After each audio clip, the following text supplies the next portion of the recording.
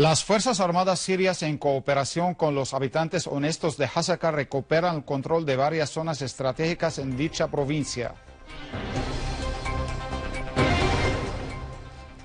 La Asamblea General celebra su primer plenario del 10º periodo ordinario de sesiones y reelige a su presidente, Dr. Mohammad Jihad al-Laham. El primer ministro al-Halaki, al recibir una delegación de la iniciativa Vecinos del Levante, afirma la importancia de la acción conjunta entre el gobierno y las organizaciones de la sociedad civil. Buenas noches, amables televidentes. Bienvenidos al boletín informativo del canal Sirio Internacional. En Damasco, Campo, los cazas sirios destruyeron un depósito de armas y varios refugios de organizaciones terroristas en Ain Tarma y Jobar, en Ghouta Oriental.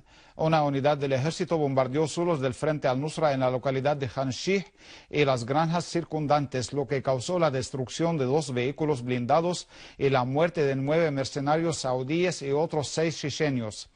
Al mismo tiempo, en Daraa, una unidad del ejército tuvo enfrentamientos con terroristas en los alrededores del pueblo de Hirba, donde aniquiló a numerosos mercenarios y hirió a otros. La fuente señaló que otra unidad del ejército destruyó a pertrechos bélicos de extremistas afiliados al Frente al-Nusra, donde causó numerosas bajas en sus filas en los alrededores del pueblo de Atamán. Mientras, en el campo norte de Alepo, las Fuerzas Armadas destruyeron un convoy de vehículos artillados junto con los terroristas a bordo en operativos del ejército contra refugios y vías de suministro del Frente al-Nusra en el eje de Kafr Marea y Harbal. Asimismo, unidades castrenses dejaron muertos o heridos a terroristas en Hretán, Tar Refat y Azaz, en la carretera internacional que conduce a Turquía.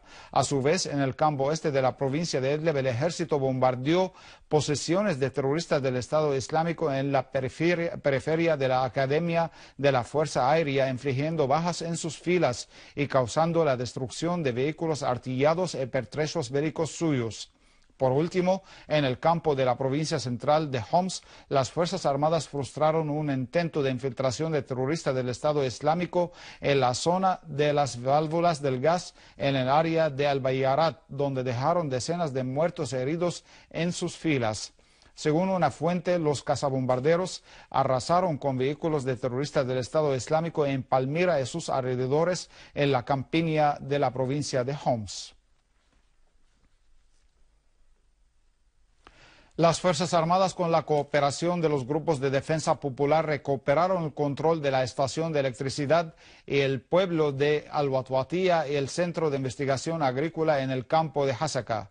Asimismo, otras escuadras del ejército enfrentaron a terroristas del Daesh, Estado Islámico, en las localidades de Jisr Abaid y la Escuela de Conducción Civil Internacional, lo que resultó con la muerte de numerosos extremistas.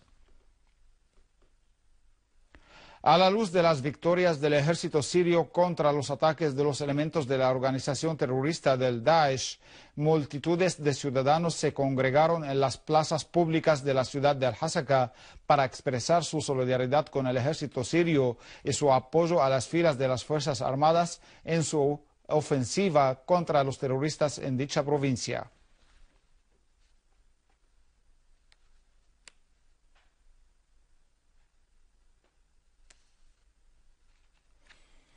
El ministro de Información sirio, Omran al-Zobi, señaló en una conversación telefónica con la televisión siria que los vecinos de Al-Hasaka reforzaron la resistencia del ejército sirio y su capacidad de repeler a los terroristas del Daesh que atentan contra la seguridad y estabilidad de esta provincia nororiental. Al-Zobi hizo hincapié en que el ejército sirio seguirá combatiendo en Hasaka, Idlib, Kalamon, Daraa y en todas las zonas, contrario a lo que publican algunos medios de comunicación, explicando que algunos hechos militares requieren de la retirada o repliegue de las Fuerzas Armadas en algunas zonas según el caso. El titular de Información enfatizó que los rumores y las falsas noticias publicadas por algunos medios de comunicación no podrán afectar la alta moral resistente del pueblo sirio. En este contexto, Al-Zobi señaló que la información anti-Siria fracasó al adoptar campañas de desinformación para levantar la moral decaída de las organizaciones terroristas. El ministro de Información confirmó que Siria no se dividirá y se convertirá en el cementerio de los mercenarios extranjeros. Por último, al-Zohri acotó que las puertas están abiertas ante cualquier sirio armado que depone sus armas y vuelve a la razón, haciendo hincapié en que el diálogo entre Sirio y las reconciliaciones nacionales son el único camino para mantener la soberanía de Siria. Las Fuerzas Armadas de la Resistencia Nacional Libanesa tomaron por completo el control del triángulo de Dabbul, al sudeste de las laderas de Arsal, tras violentos enfrentamientos con los elementos terroristas del Frente al-Nusra. Las fuerzas del élite avanzaron provocando la huida de los mercenarios del Frente al-Nusra, que abandonaron sus posesiones en las alturas de Hosan y Wadi Khail al este de Arsal, dirigiéndose hacia los campos de desplazados sirios y la ciudad de juegos infantiles en dicha ciudad. Por su parte, el ejército libanés hizo frente al despliegue de los terroristas en las llanuras de Arsal, utilizando la artillería y los misiles. En una palabra pronunciada ante la Conferencia Internacional del Trabajo en Ginebra, el ministro de Trabajo sirio Khalaf Suleiman al-Abdallah denunció el silencio que guarda la comunidad internacional ante los crímenes cometidos por las organizaciones terroristas contra el pueblo sirio en general y los trabajadores, las empresas y todo el sector económico sirio en particular. Al-Abdallah condenó las violaciones del ente israelí a las resoluciones de la Organización Internacional del Trabajo Haití, especialmente las relacionadas con los derechos de los trabajadores y sus riquezas.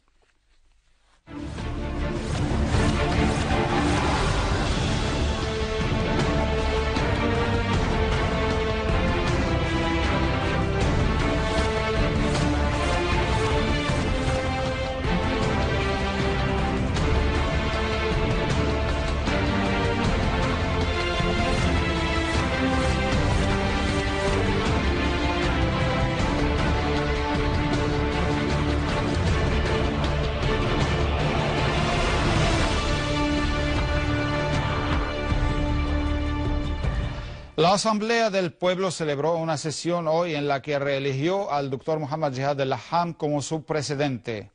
Al-Laham ganó 203 votos de un total de 217 frente a 11 papeletas en blanco y 3 nulas. Tras su reelección, al-Laham destacó la necesidad de elevar el nivel del trabajo en la próxima etapa, llegando al nivel de los sacrificios del pueblo sirio y su valiente ejército en su guerra contra el terrorismo y sus patrocinadores. Señaló que la Asamblea se ha desempeñado como institución nacional que defiende la soberanía de la patria y transmite la voz del país a los foros parlamentarios internacionales. La Asamblea reeligió también a Fahmi Hassan como vicepresidente con 203 votos a favor frente a 4 papeletas en blanco y una nula de un total de 208 votantes. El primer ministro Dr. Wael al-Halaki destacó la importancia de la acción conjunta entre el gobierno y las organizaciones no gubernamentales para brindar los mejores servicios a los afectados por los crímenes de las organizaciones terroristas. Durante su reunión este domingo con una delegación de la iniciativa Ahl Sham para el trabajo voluntario, al-Halaki debatió con los miembros de la delegación los esfuerzos de socorro desplegados por su iniciativa en materia de brindar la asistencia humanitaria a los afectados en todas las provincias. El jefe del Ejecutivo hizo una panorámica sobre el desarrollo de la situación en el terreno, afirmando que el ejército continuará sus avances hasta limpiar todo el territorio sirio del terrorismo. A su vez, los miembros de la delegación elogiaron los enormes esfuerzos desempeñados por el gobierno para garantizar todas las necesidades de los afectados, así como señalaron que ellos trabajan como un equipo con el gobierno para reforzar la resistencia del pueblo sirio frente al injusto bloqueo económico impuesto sobre el país.